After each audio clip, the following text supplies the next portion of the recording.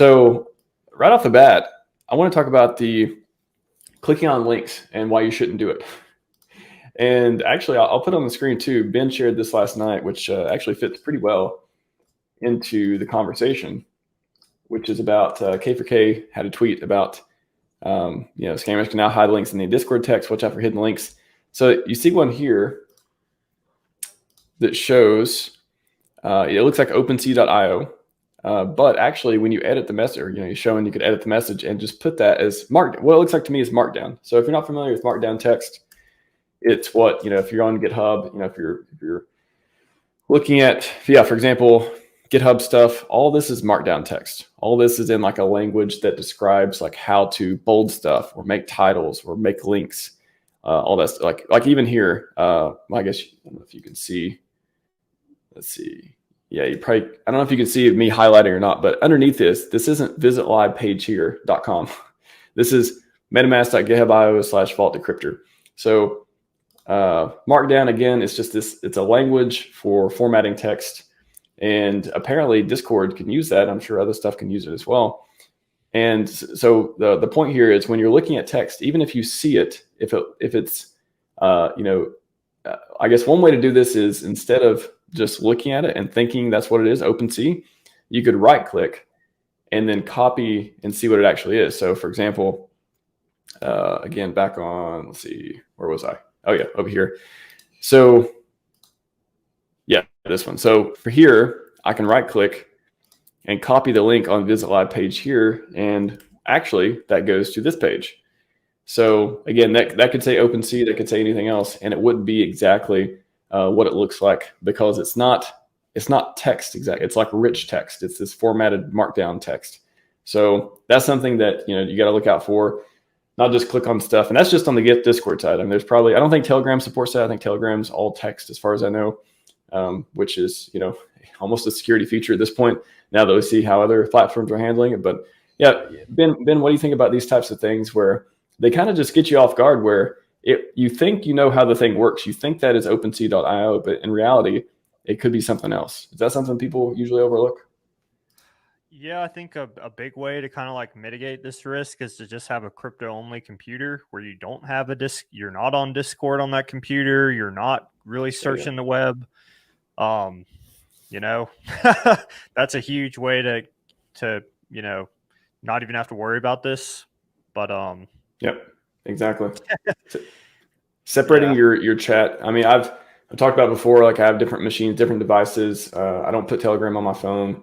I don't like to put apps that are made, let's just say made outside the US against and from countries that may or may not be so friendly or have motivations to take advantage of the other side as well. I try to avoid those types of things. And hey, I miss opportunities, whatever.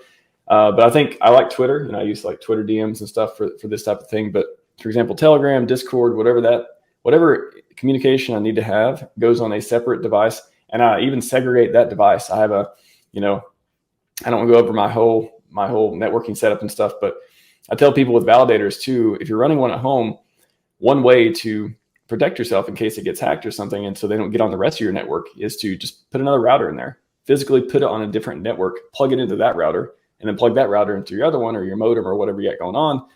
And now they're on a totally different network. They can't access your other computers.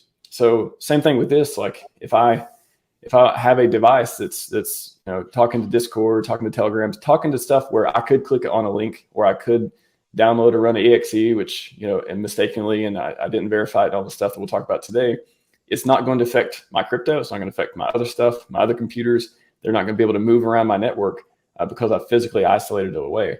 So that's a great point. That was not on the top of my mind, but I'm glad you brought it up. It was literally, you can use different devices for different things. So if something bad happens on one, hey, that's your, DCC calls like condom wallet and stuff like that. Your condom device, your condom, your throwaway or your place where bad things can happen and it doesn't affect the rest of your life type of deal. Right.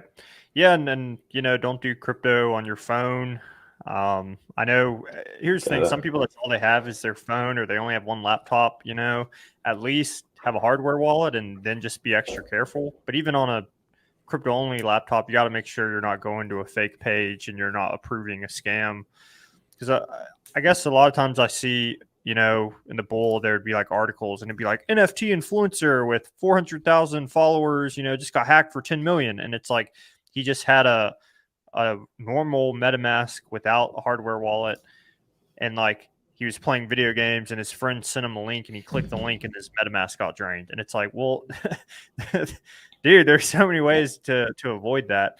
So if you are one of those people, you have one computer, at least have a hardware wallet and then just be extra careful. I mean, I don't know. What do you think? I like that. Like if you're a person with one computer, get another computer. It's like the easiest, straightforward way I can say it is like have more than one thing that you can use one to experiment and do stuff and download or whatever you want, and then have another where it's like, hey, I only use this, with my hardware wallet, or I keep it offline, or I use different browsers or whatever it is. So yeah, honestly, I think that's the easiest, straightforward thing I could say is like if you have one computer for all your things and you're into crypto, the easiest thing is get another computer and then do all your messy stuff on the other one and leave your crypto one alone. Yeah, and I mean that can suck because people are like, "Oh, you gotta buy. I want to buy crypto. I don't want to buy another computer." But like, make it a goal at least. As soon as you can, as soon as you like, just at least know.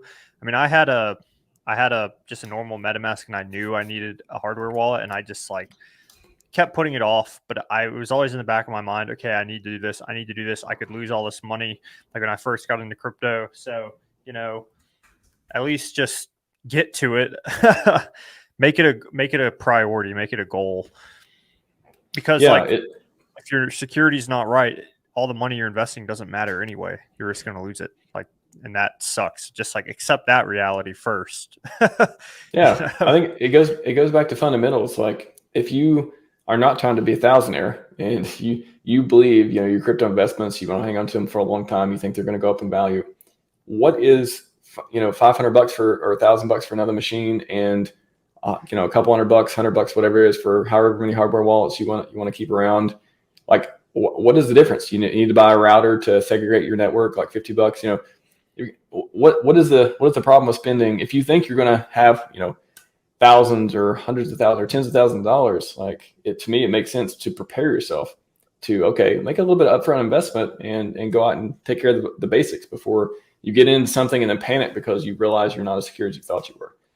So I just want to cover this too. I have a couple blogs I've shared a million times with people that go over smart contracts and security and how to stay safe in many, many different ways. So I'll be referencing them throughout the week and throughout the different conversations where they're relevant. But another one to look out for on the links is, Ben, you were talking about looking at, going to a scam website or otherwise, but there are ways to make URLs not look the way you thought they were, not be the thing you thought they were. So for example, uniswap.org, they may replace it like the I's with L's and the lowercase and different examples and Cyrillic characters and stuff like that. And different browsers react differently. And, there's some security features that try to detect it, but in general, be super careful and always look to see the different shields. If you're getting don't just click through. That's like another one of the easiest things. If you see this page is not secure, are you sure you know what you're doing? All that stuff. Don't just because you know how to continue doesn't mean you should continue. That can be a warning sign of something. You're not talking to the website you think you are. So think twice before just, hey, I know how to go through it anyways. Yeah, that's fine. But when you're doing something with crypto and you got your wallet unlocked and stuff, that's the time to pay extra attention to it for sure. So there's all kinds of different tricks that can get you with that. So don't double check your URLs and double check to see if you got the green or red or if all the page errors as well. I wanted to go through, talk to the chat real quick. Yeah, RG3's here. Shout out to RG3 and the PulseChain tour. They are awesome, doing a lot of great work going around. Are you going to one of them, Ben? I don't know. I just don't know if I can. Okay. Are they going to your part of the country? They're going to be in North Carolina soon, I think. The closest one is 3 hours away. So yeah, I don't know. Okay. Ben is interested, however, uncommittal at this point, but he may be going at some point. But yeah, PulseChain tour. If they're coming to your area, go to pulsechaintour.com, check the schedule. Paul Sachs, hey, $1,000 still buys me a good week in Vegas. Might be at the Golden Nugget. Yeah. Yep. That's hey, if that's what people aspire to, that's totally fine too. But I think Hex in our community gives us more options. Whether or not you catch at the top or bottom or otherwise and take advantage of it's another thing entirely. But yeah, what's up, Bright Light? I said this yesterday, but make sure URLs are correct. Make sure all this stuff is right. Like, don't do this crypto stuff if you're like drunk or inebriated or even tired. Like, you just took your nighttime meds or whatever and you're drowsy. I wouldn't, I'd make sure you're mentally in a good place too, to prepare to be on alert. So you're not just like, oh, let me just go send, sign, do stuff. Wait a minute. Wait, what just happened? And you're so tired, you don't even know what you just did. And then it's just full on panic attack. Oh my God. So, yeah. No, don't look at charts after 9 p.m., 8 p.m., something like that. Just in general, not to even say you don't even think that's literally a strategy I use in general. Is I like turn off the devices. I may watch TV or something, but I don't really like to look at stuff. I don't like to pay attention. I want anyone pinging me. I turn all that stuff off so I can get a restful night, and that could help you from not trading and clicking through stuff as well for sure. Yeah. I wanted to cover virus totals. So this is something that again, no one I never hear anyone talking about, but it's one of the pivotal websites for making it easy to determine if something is good or bad on the internet. It really is like the easiest explanation I can give. So if you download exe, download whatever file, whatever you think you need to run, before you run it on your computer, before you run it on that other computer that doesn't have your crypto on it, for example, you can go to virus total and just drag and drop it here. And it will basically scan it with like 80 or 90 different antiviruses, and it will tell you if any of them or if anyone has. It's kind of like crowdsourced intelligence for viruses. It uses the scanners, the heuristics, but also says, "Oh, has anyone reported this? Has anyone reported the hash as being malicious of the file?" You can also use it for URLs. So literally, you can type in. I'm just going to do hex.com, see what it says. Hopefully, they didn't gatekeep us. Okay, good. I was like, I'm always expecting something bad to happen when during this time period, but no, we're all good. It looks like hex.com, not malicious. Thankfully, they haven't been bought by the corrupt people. So you can do that. You can type in, I don't know, like what would be like I don't know. Any malicious URLs I can type in here to test bin? That's a hard question. I mean, that one could actually be legit. I'm not sure, but I don't know. what is the one they used? The bridge, didn't they mess up the bridge one the other day? Try type in hex.com and see if there's any ads before it, and you could use one of those websites. Any ad? Okay, okay. Like if you type in PulseChain or Hex or any crypto, see if an ad will pop up before, and then we could use the ad page. It's like, okay, that didn't work. Sometimes there is ads, sometimes there isn't. I think I have the ad blocker turned on. Damn it! The one time I need ads, I know. Here, I'll try. Let me see if I can do it on a browser. I'll just try to turn. Try to turn one of these into an L2 just to see if people actually got it. I don't know if this is a legit website or not, but I'm curious if anyone's reported any of these scams. Do not go to these pages because I'm just changing characters to try to think about what an attacker would do if they were trying to figure this out. But it looks like I think we should feed it some of this stuff and let it go hunting for stuff. Yeah. So okay, trustwave.com flagged this as a phishing, and it's certainly spelled that way. I've never been there.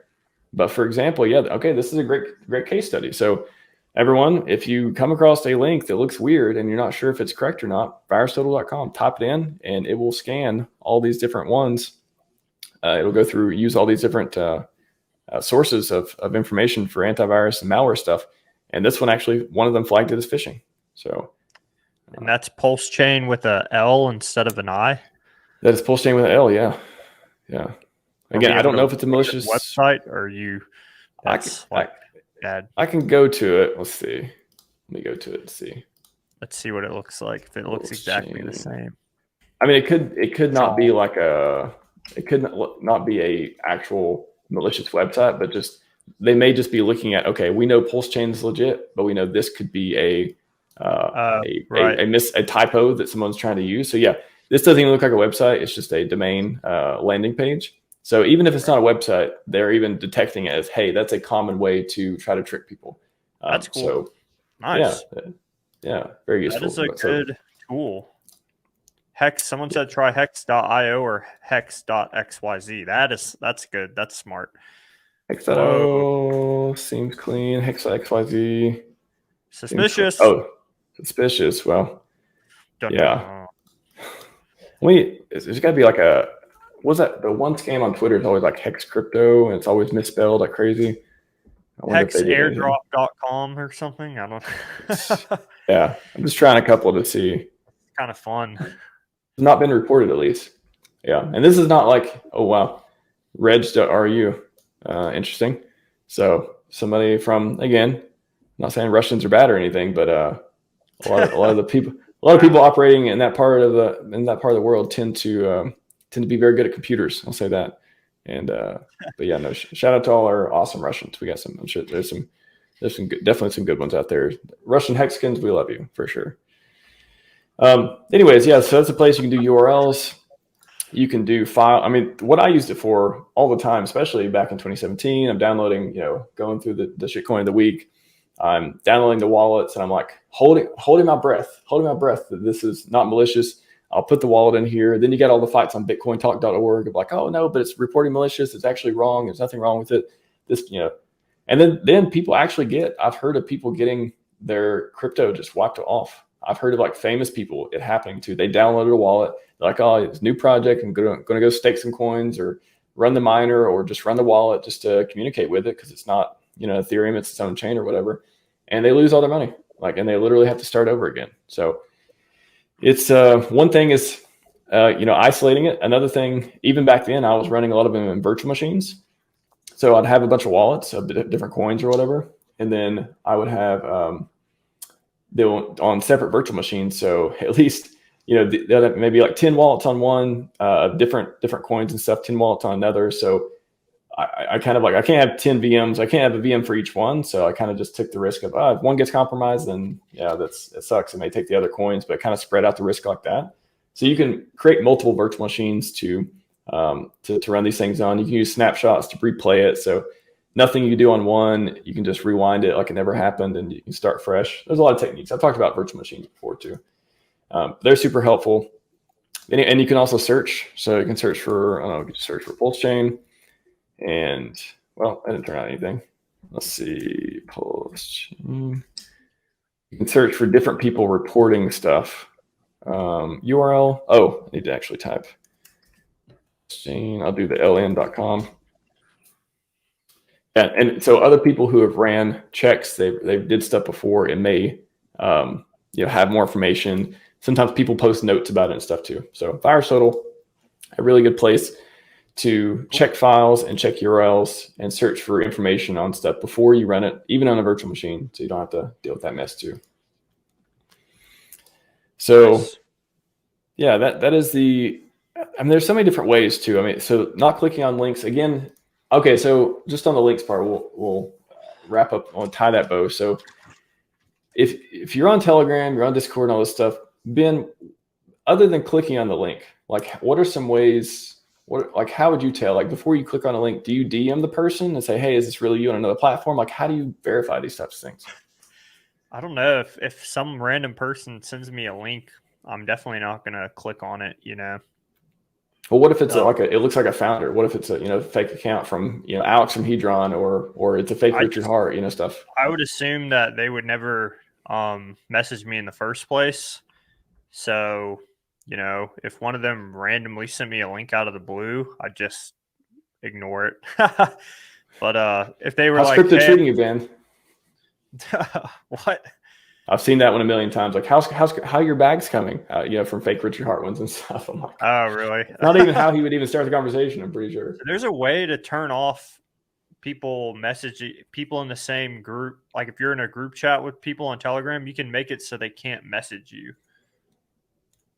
Did you know that? So that's something I've been dealing with too. Okay, so I do this thing where every day, I think just about every day when I look at Telegram, I don't look at Telegram very often, but let's say every 2 days I open it up, I got at least one message, sometimes 2 or 3 messages from random people saying, hey, or hey, Max, or how's it going? And it's usually a picture of a hot girl or something. Or it's just like some person, and I don't know who they are, and I always delete the message. I delete for both of us. That's like another thing I do. So I'm not even on their list anymore. If they are a scammer, I'm not on their list. But I do that because, so on Twitter, I have my DMs private, so we have to be following each other. So people can't mess me on there unless we're already following. But on Telegram, I leave it open just in case there's people who, I tell people, hey, if I don't know them very well, just send me a message on Telegram. I'll get back to it when I can. So that's the struggle too, is how do you have open DMs on Telegram and not get the scammers doing it like all the time? Like that's something that I've dealt with too. I do it more on Twitter. I think it's easier to verify someone's real on Twitter than Telegram. And if someone messages you on Telegram, it's be like, hey man, like hit me up on your official Twitter so I know it's like actually you. You're gonna lose the opportunity. You just lost it. Not cool. Yeah, let me see. Or if they say something that it has to be them. So you're like, oh, well, a scammer wouldn't say that. Like there's some stuff you would just know. Well, I mean, yeah, if they start the conversation with like, how can I invest in crypto without incurring much loss, which is every other comment on YouTube. Like if they say something like that, that's a tell. But what I do is when somebody messages me that on Telegram, for example, and they look like somebody I know, but I'm not sure. And some of them look really good. Like I had an imposter, Alex from Hedron Imposter, a few months ago that I almost clicked on the link. I might have clicked on the link just to check it out. And it was like a very convincing message. But then I was like, no, this can't be it. So even like a, vigilant security professional person, like even me, he had me going. And then, but luckily they put the blue check mark stuff on Telegram, which is another great thing to do, but not everyone has it. So there's that. But what I do is if I'm not sure, I say, hey, send me a message on Twitter, because if I have them on Twitter and I know them that well, then we're probably following each other. And the chances of them having 2 fake accounts that look enough that I can't, on Twitter, if somebody fake messages, send you a message and you click on the profile, it's different than Telegram. On Twitter, I usually, know what the avatar looks like. I don't know how many followers and stuff they have, but I know like their posts and I kind of get a vibe from it. It's much harder to do that on Telegram, but both are kind of hard to do. So anyways, what I normally do is if they're trying to impersonate someone, I say, hey, send me a message send me a DM on Twitter real quick. And if they don't respond or whatever, then I just like block and delete message for both of us and all that stuff. Yeah, like at the end of the day, if someone important it really needs to get to you and you block them on Telegram, there's like so many other ways they could get to you. They could come comment on your YouTube. They could DM you on Twitter, tag you on Twitter, contact someone who does have direct contact with you that they know. Be like, hey, like RHMax blocked me. Tell them that was actually me, please. Like, oh, okay, I will. Like, there's so many ways that a legitimate person could like get in contact with you. I say correct me if I'm wrong, like breaking it down real simply, the 3 primary ways a scammer tries to get your crypto. They try to trick you into giving them your seed phrase. They convince you to send them your crypto, or they trick you into connecting your wallet to a contract that will drain your funds into the hacker's wallet. So that's like and there's like all different ways that they do that, but those are like the 3 main ways that a scammer is going to try and get your crypto. Like, and they normally do that through DMs, right? Either DMs or fake websites. Yeah, or like fake ads, like impersonating famous people, I guess. So yeah, impersonation. Again, there could be some really good impersonators out there. So just watch out. Maybe ask them. Ask somebody else: is this person legit? Look for a blue check mark. Ask them to DM you on a different platform. If you really, really know them, you could always have like a safe word or something, right? You could be like, we like only talk to them either face to face or in a very private setting, and just be like, hey, if we're ever not sure, it's us message each other before we go any further in the conversation. Let's make up this word that we both know or phrase or whatever, and then you can kind of communicate with that too. So that's only for like really close people. If you do that for everyone, it's probably kind of weird. But if you're really close with them, I don't know, gold key and dip catcher. You guys have safe words for communicating? Like I imagine people try to impersonate one of you for the other sometimes, and I don't know. I'd be curious if like really close people like that have the different ways to identify, is this really you or not? I think it's important, especially if you're working on projects and all that stuff. Before we get into, I just want to cover Hashcat for a minute to give you all an update on that from yesterday's conversation. But probably I've asked scammers that messaged me like fake Alex question. I've learned from the stream, the person did not receive an answer valid or not. Yeah, that's true. 99% of the time. I mean, you got to imagine it's like some scammer who's managing probably like 50 or 100 different messages. And they're just looking and they're just kind of like bouncing around everywhere, or it's a bot, then yeah, so you can more easily detect it too. But if it's a real person, even they can get exhausted, I imagine. And even they can mess up and forget where they left off in the conversation. But the thing with the Alex imposter too, that was very, very tricky. They messaged me very innocently. It's like, hey, I hope everything's going well. Thanks for doing this. I think they mentioned something I did or said or otherwise. And then they didn't ask for anything. So these scammers, they'll say something to set up the rapport. They'll get like this, oh yeah, you've established we've talked before from this account, from this particular one, and then did message me for a month or two. And then after that, message me, then asking me to go amalgamate my funds or whatever, like go like use this DApp to go, basically send Hadron to, I believe, to amalgamate to the new protocol or whatever. And that's when I got suspicious. But they will try to create a rapport with you beforehand. So be careful with that.